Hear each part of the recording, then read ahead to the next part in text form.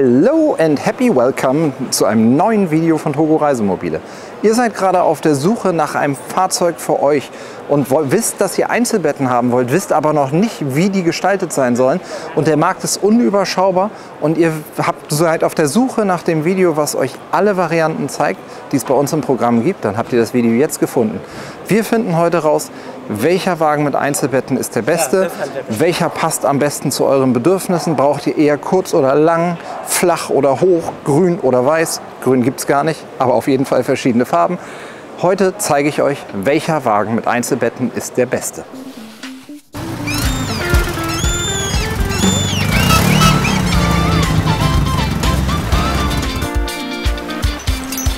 Wenn ihr bei Westfalia ein kompaktes Auto mit Längsbetten haben wollt, dann wird der Columbus 600e eure Variante sein.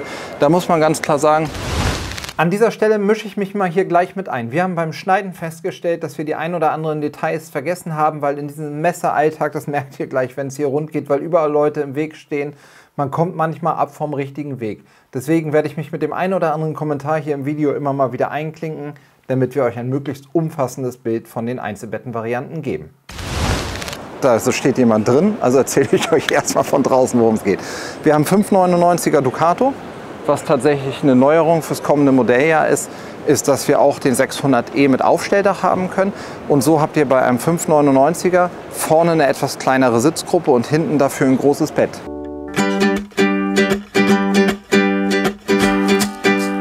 Was Westfalia besonders macht, es geht ja für euch darum zu entscheiden, welche Variante mit Längsbetten ist die beste für mich, ist, dass konsequent darauf gesetzt wird, eine Diesel-Warmwasserheizung zu haben, einen Kompressorkühlschrank, und das führt dazu, dass wir verhältnismäßig wenig Gas brauchen und so einen sehr, sehr großen Stauraum mit haben. Wenn ihr das mit den anderen Fahrzeugen, die ihr schon gesehen habt und die ihr noch sehen werdet, vergleicht, wird euch klar sein, dass das in der 6-Meter-Klasse der größte Stauraum ist, den ihr mit Längsbetten haben könnt. Von der Innenaufteilung ist es so, dass natürlich, wenn ihr so große Betten hinten habt, dass natürlich darunter der Rest leidet. Man kann nicht ein großes Auto haben und gleichzeitig eine große Sitzgruppe. Ich finde, Westfalia löst das verhältnismäßig gut mit der Lounge-Sitzbank, die hier ist. Und was halt eine absolute Ausnahme ist, ist, dass man bei den 6 Meter Längsschläfern trotzdem Aufstelldach haben kann. Grundsätzlich muss man ganz klar sagen, wenn ihr Einzelbettenfahrzeuge mit Aufstelldach haben wollt, ist die Auswahl relativ begrenzt.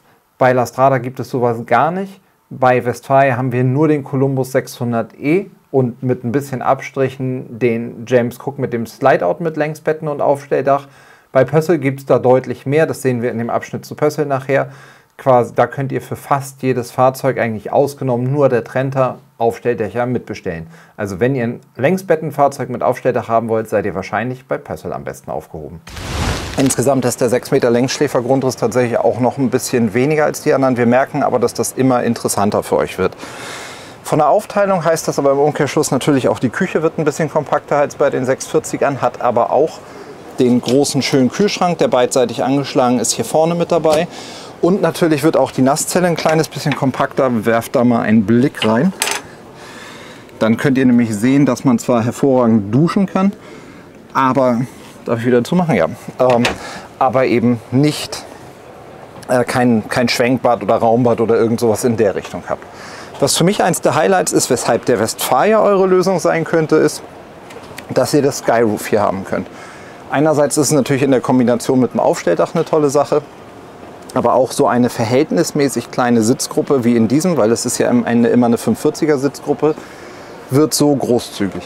Unterschied zu den Pössl Skyroof-Varianten ist, wir haben hier ein festes Glas, weniger Windgeräusche, super schnieke Optik, keine Belüftung. Entscheidet selbst, was für euch das Richtige ist.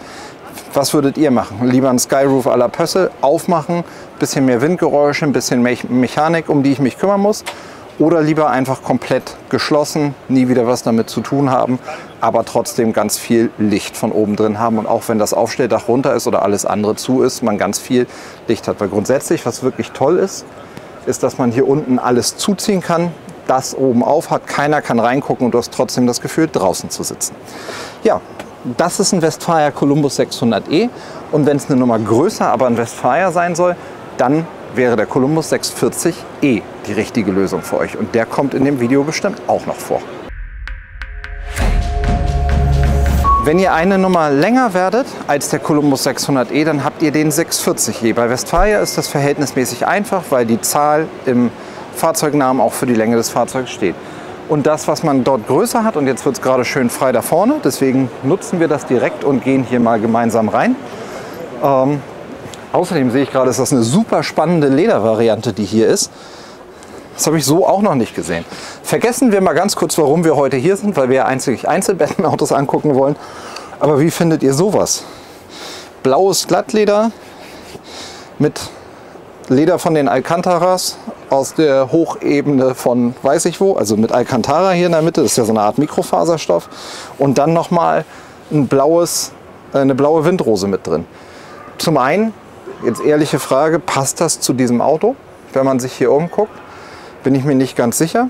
Die Kombination finde ich ziemlich cool und ich glaube, wir müssen mal ein Auto mit Alcantara oder Mikrofaser und Leder machen. Aber findet ihr das hier die richtige Wahl oder in welchem Auto sollten wir das so mal machen?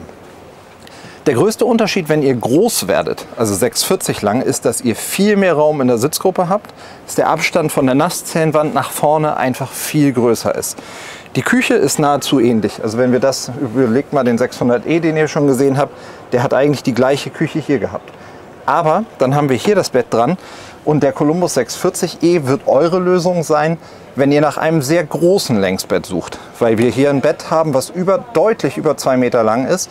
Ich kann zwar nur mit 1,95 stehen, aber trotzdem kann ich mit 2 Meter, ich glaube 10 oder 15 liegen. Insgesamt kann man ganz klar sagen, wenn ihr besonders groß seid, also Betten deutlich über 2 Meter haben wollt, dann gibt es nicht mehr viele Fahrzeuge, die für euch zur Verfügung stehen. Als Fahrzeuge mit den größten Betten ist es einmal der Columbus 640e, den ihr hier jetzt seht, und in einem späteren Teil des Videos seht ihr den Road Cruiser XL. Aber das sind eigentlich die Fahrzeuge, in denen ihr bei beiden richtig lange Betten habt, und der Road Cruiser XL hat zusätzlich noch die Besonderheit, dass er extrem hoch ist. Und wenn ihr besonders groß seid, ist ja auch Stehhöhe ein Thema. Das ist hier beim Columbus ein bisschen niedriger. Beim Lastrada Avanti EB und beim Regent EB von Lastrada hättet ihr jeweils auch Längsbetten. Beim EB noch mit einer tollen Stehhöhe und beim Regent EB auch mit 2,5 Meter Länge. Also das sind so die Varianten, die für euch als besonders lang schlafende Menschen gut in Frage kommen. Das finde ich eine absolute Alleinstellung, und für Leute, die gerne auf dem Bauch liegen und einfach ein bisschen mehr Raum brauchen, der Columbus 640e könnte eure Lösung sein. Auch hier sollten wir einen kurzen Blick in die Nasszelle reinwerfen. Guck mal einmal um die Ecke.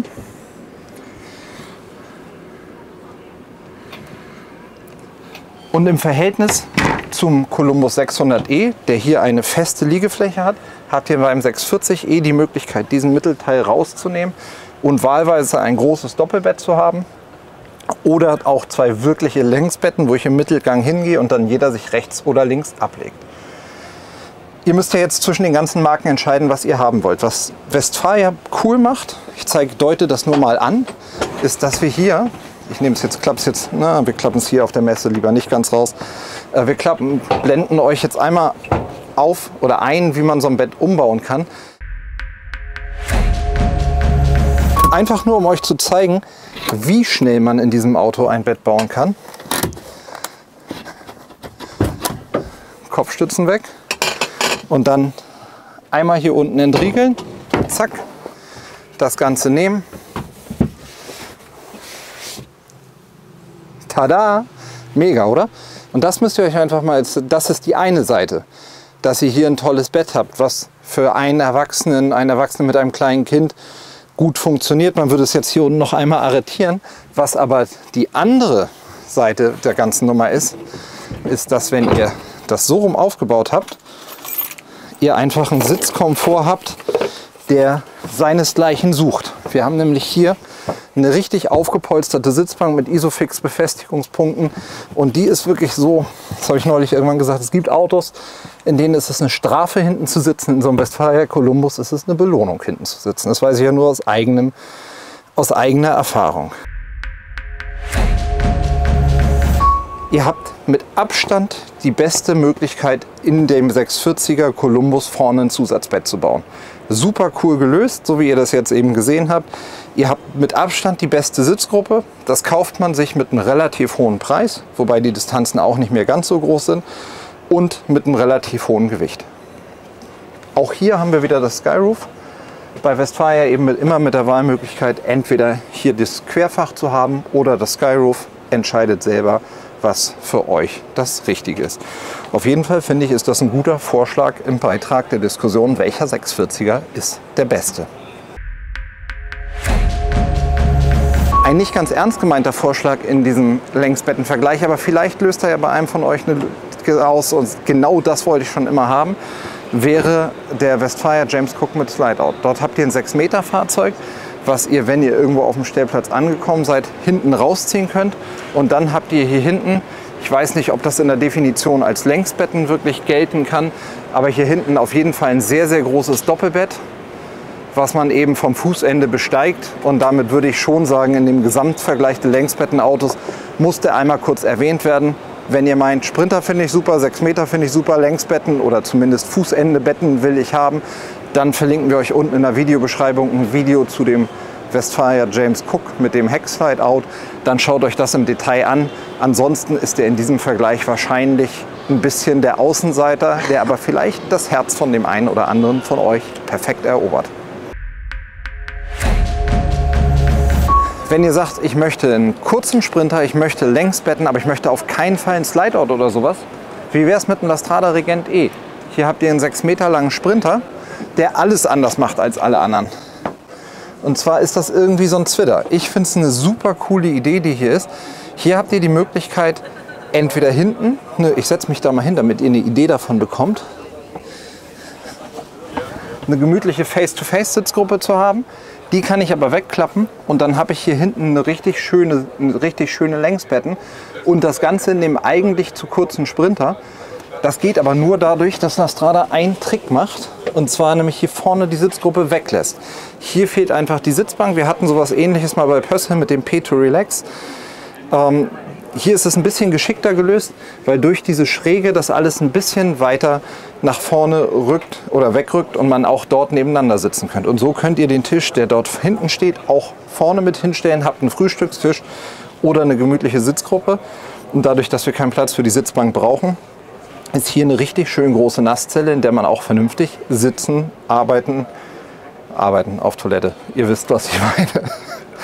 In der man auch vernünftig auf Toilette sitzen kann und das Ganze sich gemütlich machen kann. Und duschen ist da auch gut möglich. Das finde ich ist auch durchaus eine charmante Idee, wenn ihr sagt, Längsbetten, Sprinter ist eine Lösung, die ich da haben will.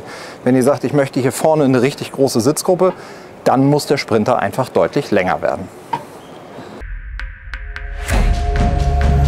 Wenn ihr sagt, Sprinter soll es sein, Längsbetten soll es sein, aber auch eine Sitzgruppe vorne soll es auch sein, dann ist die Konsequenz, die daraus entsteht, entweder nehmt ihr sowas wie einen James Cook mit Slideout oder ihr macht das so, wie Lastrada das mit dem Regent EB macht.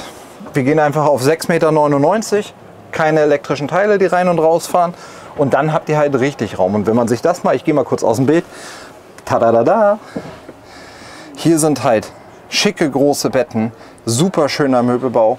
Das, was ihr hier seht, ist jetzt Holzdekor Nuss. Mit ist das weiß? Ja, mit weißen Fronten, mit einem schönen Serienstoff, so wie er da steht. Also hier ist kaum Aufpreis in Sachen Holz und Stoff, und ich finde es eine total schlüssige Variante, die da ist. Mir gefällt das relativ gut. Über den Möbelbau von Lastrada brauchen wir nicht viel erzählen. Andersrum muss man aber auch ganz klar sagen, wenn wir mal den Nova als nicht klassischen Kastenwagen ausgrenzen, ist das wahrscheinlich in unserem heutigen Längsbetten-Video das teuerste Auto, der James Cook mit Slideout ist auch noch mal teurer, aber eins der teuersten Autos, die dort mit dabei sind. Und da muss man halt schon sehr klar sagen, ich möchte Längsbetten, ich möchte Sprinter, ich möchte Allrad, ich möchte all diese Dinge haben. Aber dafür fährt er super, sieht mega gut aus und man hat halt auch wirklich schön viel Bewegungsfreiraum, weil die meisten Sprinter Allrad total eng werden, wenn sie eben zu viel drin haben. Mir gefällt das auf jeden Fall. Könnte ein Vorschlag sein, ist das jetzt schon der beste Längsbettenwagen, den ihr haben könnt? Oder haben wir noch was anderes in petto?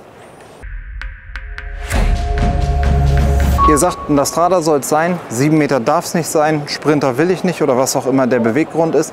Dann gibt es bei Lastrada 2 Fahrzeuge, die Längsbettengrundrisse haben. Und zwar sind das der Avanti E und der Avanti EB und die stehen hier praktischerweise nebeneinander. Ups. Beide sind vom Grundriss her erstmal ähnlich, haben vorne rum eine großzügige, schöne Sitzgruppe. Das, was ihr hier seht, ist übrigens Holzdekor weiß mit Betonklappen und den Namen vom Polsterstoff muss ich direkt nachgucken, der ist nämlich neu. Doch Mikrofaserstoff in der Kombination Reef. Spannend. Ist auf jeden Fall was wir so noch nicht gehabt haben. Ich meine, der Rundblick jetzt bei Lastrada und den Einzelbetten zeigt euch ja so ein bisschen, wie viele Gestaltungsmöglichkeiten ihr habt. Der Avanti E und der EB sind ähnliche Fahrzeuge, aber hier ist es halt so, der E ist ein flaches Auto und der EB ist hinten hoch. Flaches Auto heißt, es wird alles einen kleinen Tick enger und wenn man so wie ich ein bisschen kräftiger ist, muss man ganz klar sagen, guck mal, hier muss ich mich schon ein bisschen schlank machen. Hier oben muss ich schon ein bisschen den Kopf einziehen und dann wird das natürlich alles ein bisschen enger. Aber dafür ist es eben auch ein 265er Auto mit Lastrada Schwerpunkten, mit dem Lastrada Möbelbau, mit punktelastischem Lattenrost, Kaltschaummatratze, tollen Hecktürisolierung, unfassbar viel Flexibilität bei der Ausstattung, einfach richtig vielen schönen Dingen. Wenn du hier einmal kurz, bevor wir rausgehen, in die Nasszelle filmst, bitte. Auch zum Avanti E haben wir ein super langes Video schon gemacht. Guckt euch das mal in Ruhe an. Und wir drehen jetzt einfach hier quasi No-Cut, gehen wir rüber auf die andere Seite und gucken uns den Avanti EB nochmal an. Der steht nämlich hier direkt dahinter, dann seht ihr den direkten Vergleich. E, flaches Auto, EB, hohes Auto. Und was das mit dem Auto macht, sieht man zum einen, wenn man hinten reinguckt, das insgesamt, ihr habt im Blick, bleibt mal hier, ich gehe mal kurz rum. Gesehen, wie ich eben drauf gesessen habe, wie ich mich eben durchschieben musste. Das hier ist Lastradas meistverkauftes Auto und hat einfach auch eine absolute Alleinstellung am Markt. Und wenn ihr sagt, die Höhe des Autos stört mich nicht, ich möchte es großzügig, es stört mich nicht, wenn es ein paar Euro teurer ist, weil ich die Qualität im Möbelbau für mich spüre und auch bewerte und als richtig empfinde, dann kann das Auto hier Sachen, die andere nicht können. Die Fenster sind hoch, ich bin quasi blickgeschützt. Das sind Sachen, der eine mag das, der andere mag das nicht so. Aber auf jeden Fall ist der Avanti EB ein Auto, was ihr mit keinem anderen vergleichen könnt. Kommst du einmal mit rum, dann gucken wir vorne einmal nochmal. Und auch hier einfach nochmal, um den Eindruck zu bekommen, insgesamt, ich mit meinen 1,92 stehe hier halt super groß drin. Das ist genau das, was ich vorhin gesagt habe. Wenn es um Stehhöhe geht, dann ist der Avanti EB, den ihr hier seht, eine der Varianten. Und die Alternative dazu sind vom Pössl Road Cruiser Revolution und der Road Cruiser XL. Das sind die klassischen Kastenwagen, die hoch sind. Und der Lastrada Nova EB wäre auch ein Fahrzeug mit einer relativ großen Stehhöhe. Also wer aufrecht stehen will, das sind eure 4 Fahrzeuge. Wir haben jetzt hier Holzdekor Eiche, nochmal eine neue Mikrofaser-Variante, die auch ziemlich schick geworden ist, so wie sie da ist. Die neuen Stoffe finde ich persönlich ganz hübsch und das, was mir auffällt, ist mit diesen Soft-Touch-Flächen, die haben wir jetzt im neuen Modell, ja, gibt es hier in so einem Blau und in so einem Pastellgrün, sind auf jeden Fall neue Gestaltungsmöglichkeiten, die da sind. Und wenn ihr jetzt sagt, das Auto finde ich mega gut, aber ab und zu muss ich meine Enkel mitnehmen, dann gibt es auch noch ein Lastrada Avanti EBF. Der hat dann zusätzlich hier vorne noch ein Hubbett. Zudem gibt es ein ganz ausführliches Video bei uns auf dem Kanal. Schaut euch das in Ruhe an. Hintenrum das gleiche Nasszelle und dann hier vorne einfach ein Hubbett. Hat auch große Vor- und Nachteile. Wie die sind, erkläre ich euch in dem Video mit dazu. Hier ist es tatsächlich so, dass wenn ihr wirklich eine Familienlösung mit Längsbetten haben wollt, dann seid ihr eigentlich sehr schnell sehr knapp. Dann gibt es eben die Varianten mit Aufstelldach drauf. Wer aber sagt, ich möchte kein Aufstelldach haben, aber trotzdem eine Familienlösung und trotzdem Längsbetten im Heck, dann ist der Avanti EBF eigentlich die einzige Lösung, die für euch in Frage kommt. Dies wäre der Lastrada Avanti EBF. Das hier nur ein Blick rein. Hier auf der Messe sollen wir die Betten nicht so viel bedienen. Das Hubbett, guckt euch das im normalen Video an, aber es ist nochmal ein komplett anderes Interieur, nochmal anderer Stoff, nochmal anderes Holz. Und wenn ihr jetzt nach oben guckt quasi, sieht man, dass dort oben drüber anstelle der Staukästen einfach das Hubbett ist. Und wenn man möchte, klappt man sich das abends runter und hat dort oben ein nochmal großes Doppelbett mit dazu, mit einem sehr langen und einem etwas kürzeren Hälfte. Weil natürlich, wenn ich hinten lange Betten habe, trotzdem eine Nasszelle, trotzdem die normale Sitzgruppe, irgendwo müssen die Sachen hinpassen, ist da oben am Bett ein kleiner Ausschnitt mit dabei, der einfach die eine Seite ein bisschen kürzer macht als die andere. Insgesamt ist die Nasszelle ein Punkt, an dem ihr sehr gut entscheiden könnt, wo ihr hingehört. Guckt euch also die verschiedenen Varianten an. Die klassischen Nasszellen, die ihr bei Lastrada gesehen habt und auch bei Westfalia. Das Raumbad, so wie das jetzt in dem Fahrzeug ist, wo ich dort gerade auf der Messe drin bin. Oder das Schwenkbad von Pössl. Eigentlich kann jeder Kunde ganz klar sagen, ich fühle mich in Variante A, B, C oder D am wohlsten. Und das wird euch wahnsinnig helfen, euer Programm einzuschränken auf die Fahrzeuge, die für euch in Frage kommen. Also achtet genau auf die Badezimmer. Das hilft euch bei eurer Entscheidung massiv. Eine der Lösungen, wenn ihr sagt, ich möchte 636 und Einzelbetten und ich möchte eine klare Trennung zwischen Wohnen und Schlafen, dann schaut euch mal das Pössl Raumbad an. Auch eine richtig schöne Lösung gibt es bei Pössl in verschiedenen Modellen. Wir sind hier in einem Pössl Road Cruiser. Raumbad heißt, ihr habt eine Lamellentür hier vorne und eine zweite Lamellentür hier. Und so habt ihr einfach die Möglichkeit, eine großzügige Dusche und Toilette in der Mitte zu haben und dann die Längsbetten dort zu haben, also dort dahinter zu haben, mit dem komfortablen Einstieg. Das Raumbad findet ihr bei Pössl zum einen im Road Cruiser und auch in vereinzelten Summit-Modellen. Und wenn ihr sagt, mit einem 6 Meter Auto und Raumbad wäre ich auch zufrieden, dann könnte der Roadster 611 für euch die richtige Lösung sein. Und da werfen wir jetzt nochmal einen Blick rein, damit ihr seht, wo der den Platz quasi verliert. Ihr habt nämlich einerseits im Bad ist ein bisschen anders, aber vor allem die Sitzgruppe. Ich setze mich mal, wir machen das mal hier ganz plakativ. Ich setze mich mal hier hin. Der Tisch ist vorne am Anschlag. Der Tisch ist eine gute. Wir tragen doch extra den ganzen Tag unser Maßband mit rum. Wir haben hier einen Tisch von knapp 55 cm und ich habe richtig Bauchfreiheit. Also ich habe großzügigen Raum.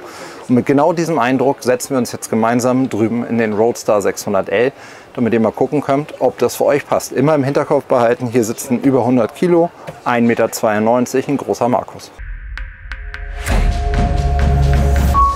So, ich finde, hier wird eindrucksvoll deutlich, dass, obwohl der Tisch mit 45 cm schmaler ist, ich etwas aufrecht sitze, ich etwas weniger Bauchfreiheit habe. Aber ist ja auch klar, uns fehlen 36 cm, das Bett ist gleich groß.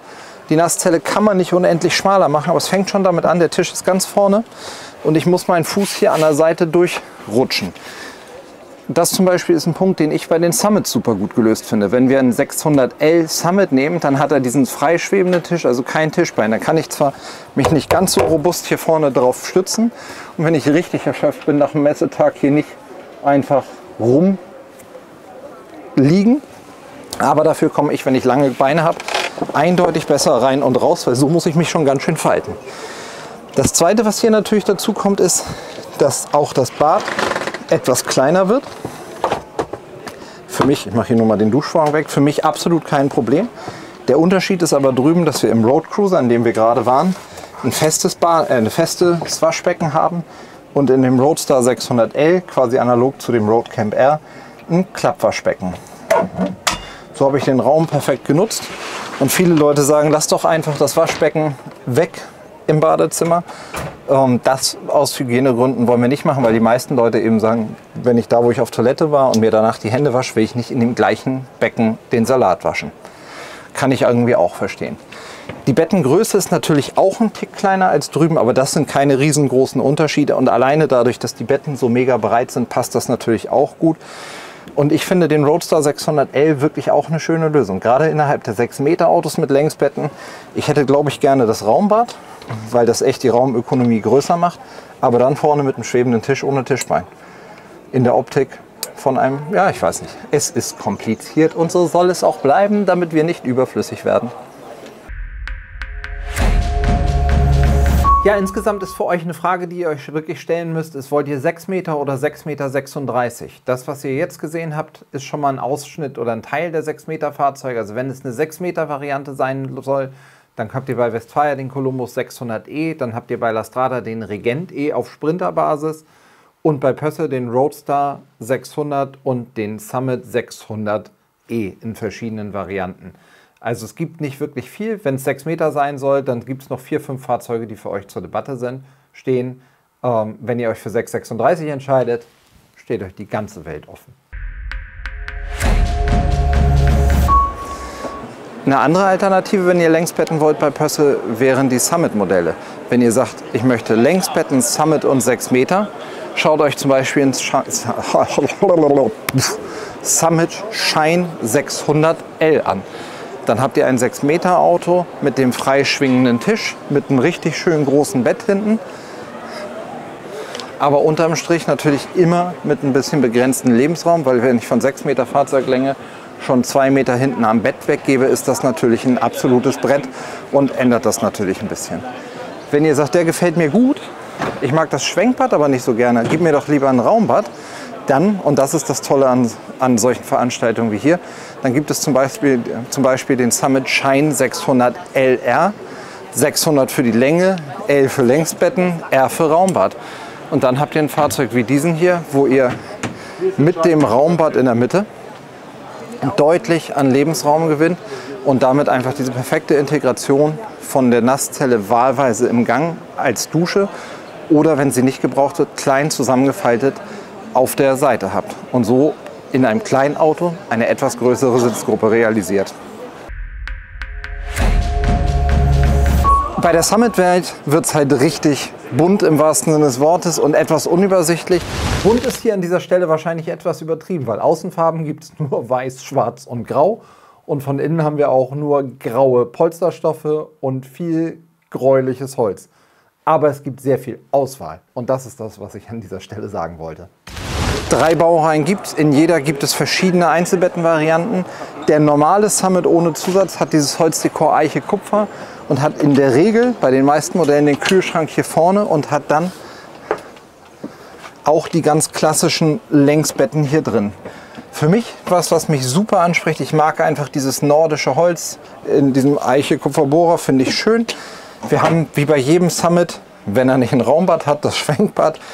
Das ist echt krass, wie viele Varianten es gibt, die man mischen kann. Und beim normalen Summit habt ihr halt, das ist der einzige, der serienmäßig hier oben das Fach hat. Bei allen anderen habt ihr entweder das Multi-Roof, wie im Shine, das könnt ihr beim Prime auch bestellen. Und hier könnt ihr auch das Skyroof bestellen. Und dann habt ihr hier vorne auch das tolle Raumgefühl der anderen Summit-Modelle. Ich merke selber beim Laufen hier über den Pössl-Stand, dass die Herausforderung, das richtige 6,40 Meter Auto mit Längsbetten oder das richtige Auto mit Längsbetten zu finden, gewaltig sein muss für euch.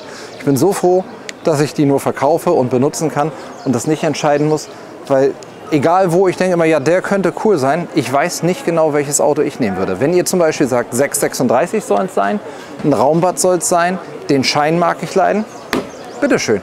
Und das ist so krass. Ihr könnt alles haben. Ihr könnt, weil das eine Art Baukastenprinzip ist, es gibt fast jedes Dekor, es gibt fast jede Lösung. Ich glaube wirklich, die Kernfrage für mich ist, möchte ich am Ende das Raumbad oder möchte ich das Schwenkbad? Damit könnt ihr bei Pössl schon mal 50-50 ausgrenzen.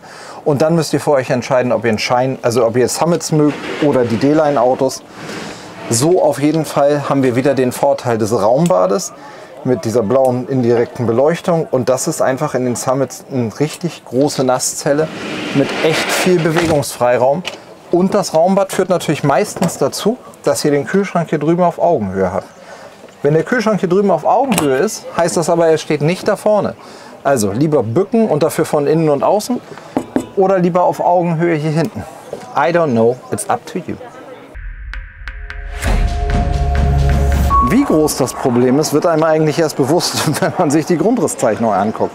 Wir haben hier 1, 2, 3, 4, 5, 6, 7, 8, 9, 10, 11, 12 verschiedene Fahrzeuge mit Längsbetten. Da abzuwägen, was das Richtige ist, ich weiß es nicht genau. Und mit den 12 ist es ja noch nicht getan. Ihr habt ja auch noch die Fahrzeuge von Westfalia, das heißt, da haben wir die Nummer 13 und 14 und bei La Strada die Avantis 15 und 16 und die beiden Mercedes 17 und 18 und den Nova EB als 19. Also das heißt sogar, nur bei uns habt ihr schon 19 verschiedene Einzelbettengrundrisse. Es wäre doch gelacht, wenn wir nicht zusammen einen finden, der zu euch passt.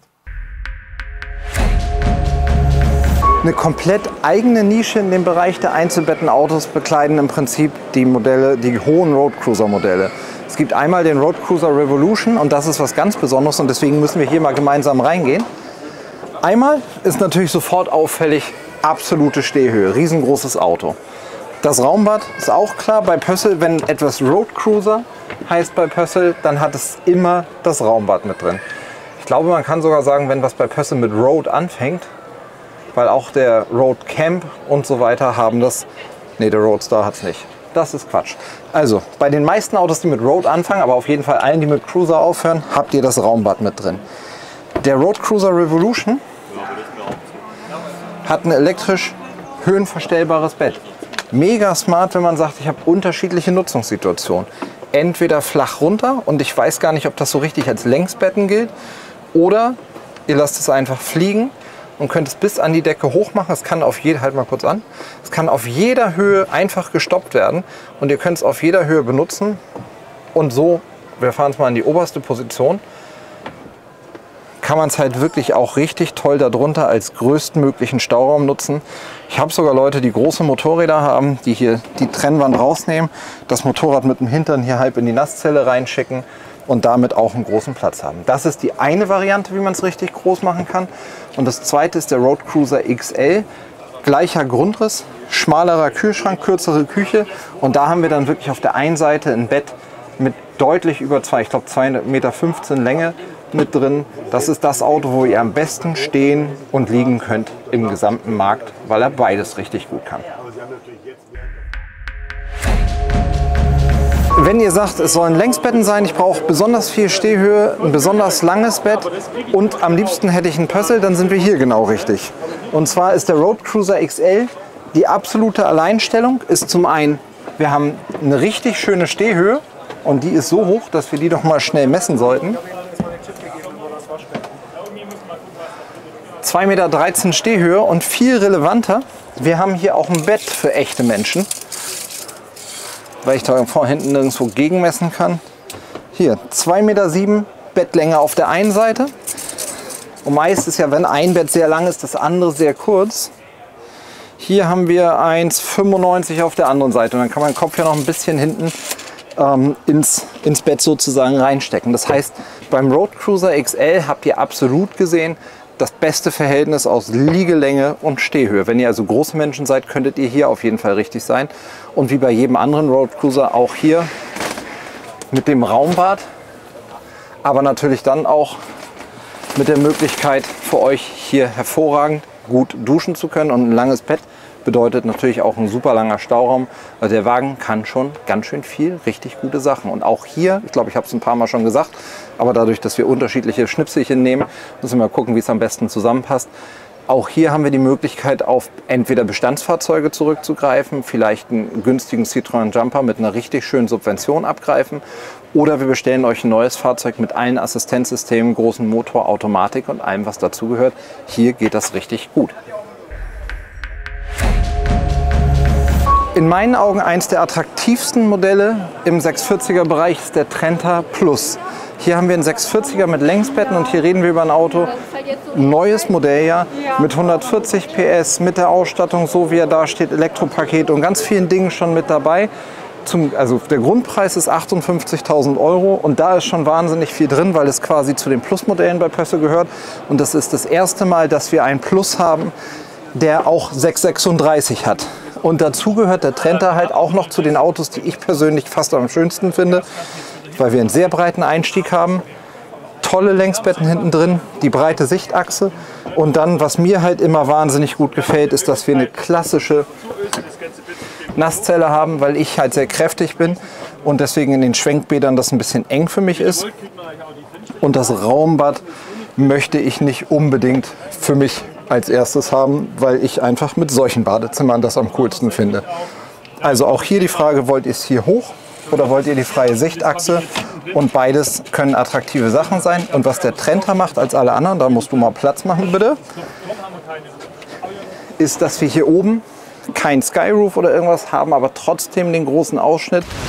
Neben den Nasszellen, der Fahrzeuglänge und dem Möbelbau ist das sicherlich einer der Punkte, an dem ihr sehr gut festmachen könnt, wo ihr hingehört. Überlegt euch also, ob ihr einen Skyroof haben wollt. Wenn ihr eins haben wollt, ob es zum Öffnen sein soll, ob über dem Fahrerhaus eine Ablage sein soll oder ob es so wie hier im Trenta gelöst sein soll. Insgesamt gibt euch das auf jeden Fall einen guten Indikator, wo ihr hinpassen könntet. Und ich glaube, wenn ihr diese Kriterien für euch entscheidet, dann ist die Liste gar nicht mehr 19 lang, sondern nur noch 2 oder 3. Das heißt, wir haben eine indirekte Beleuchtung, wir haben den großzügigen Durchstieg nach vorne, wir haben ein schönes Raumgefühl. Ich finde, dass der Trenta eine mega gute Alternative ist und als Trenta Plus sowieso noch mal mehr auf eure To-Do-Liste mit draufrutschen sollte. Eine der Lösungen mit Längsbetten bei Pössl könnte ein Summit 640 Prime sein.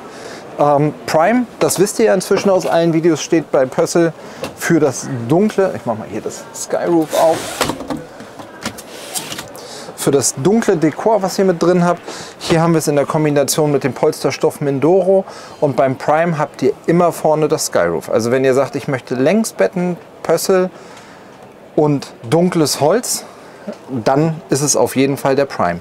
Das Skyroof könnt ihr auch für den Shine und den normalen Summit haben. Insgesamt macht Pössl es bei allen Fahrzeugen mit Längsbetten so, dass sie nicht, wie ihr es bei Westfalia und Lastrada gesehen habt, einen langen Mittelgang haben und dann seitlich die Betten, sondern das eher als sehr großes Doppelbett mit hier hinten sehen. Und bei allen Summits habt ihr halt immer die Situation, dass ihr das Schwenkbad mit habt. Das heißt, ihr habt hier wahlweise auf der einen Seite die Dusche und auf der anderen Seite die Toilette und im neuen Modell ja mit dem tollen neuen seitlich drehbaren Bad. Also grundsätzlich kann man sagen, wenn ihr sagt Skyroof, wenn ihr sagt Schwenkbad, wenn ihr sagt Pössl, wenn ihr sagt dunkles Holz, dann ist der Summit 640 Prime eure Lösung. Aber ihr merkt schon an der Vielfalt, die da ist, dass es unendlich viele Varianten gibt, die da sind. Wir hoffen auf jeden Fall, euch mit dem Video so ein bisschen abgeholt zu haben. Wir haben bestimmt nicht alle Varianten eingesammelt. Was ist jetzt am Ende des Tages der beste der Längsbetten-Varianten? Ich glaube, man kann da nicht wirklich sagen, was das beste oder das schlechteste Auto ist, sondern man kann ganz klar sagen, ihr werdet Bedürfnisse haben und ein Auto kann diese Bedürfnisse am besten für euch erfüllen. Ihr müsst für euch eigentlich 3 Sachen festlegen. Wahrscheinlich kommen da gleich mehr raus, aber 3 klingt immer besonders gut. Ihr müsst auf jeden Fall wissen, was für ein Bad möchte ich haben. Möchte ich das Schwenkbad haben? Möchte ich eine klassische Nasszelle? Möchte ich ein Raumbad? Damit grenzt ihr super viel ein. Ihr müsst sagen, was für eine Fahrzeughöhe möchte ich haben. Brauche ich mehr Stehhöhe als hier? Oder reicht es so, wie es ist? Wie lang soll das Bett sein? Will ich das längste Bett, nehme ich vielleicht eher einen Columbus 640e oder einen Road Cruiser XL. Brauche ich es nicht ganz so lang, nehme ich kürzere Fahrzeuge. Ihr müsst für euch die Fahrzeuglänge festlegen. Muss es 6,36 sein oder muss es vielleicht aus Parkplatzgründen ein 6 Meter Auto sein? Schränkt auch vieles ein. Und ganz am Ende, und das ist glaube ich eine der entscheidenden Fragen, steht immer noch die Frage des Geschmacks. Mag ich helles Holz, mag ich dunkles Holz, mag ich es eher neutraler, moderner? Wo gehöre ich hin? Will ich individuell wie bei Lastrada alle Holz- und Farben und Stofffarben aussuchen können oder lebe ich damit, dass es halt 3 verschiedene Summits gibt, die alle 3 für sich schön sind und das ist gut. Und der allerletzte Punkt, das ist wahrscheinlich schon 5, legt euer Budget fest. Am Ende sind dort Unterschiede. Wenn ihr durch die Autos geht, erfühlt für euch, ob ihr das, was der ein oder andere Wagen mehr kostet als der andere, ob ihr das für euch als positiv bewertet und auch gut findet oder ob ihr sagt, nee, brauche ich nicht, der andere hat auch Kühlschrank, Heizung und alles ist gut. Dementsprechend ist es ein riesenbuntes Feld und ich glaube, dass wenn ihr diese Kernfragen für euch beantwortet habt und uns diese ein bisschen mitgebt, dann können wir euch auf jeden Fall sagen, wo das richtige Auto für euch steht. Und ich hoffe auf jeden Fall, dass wir jetzt mit dem Video euch ein bisschen Orientierungshilfe gegeben haben. Wir freuen uns auf euch in Stove. Viel Spaß bei der Auswahl eures Fahrzeugs. Bis bald im nächsten Video. Alles Gute.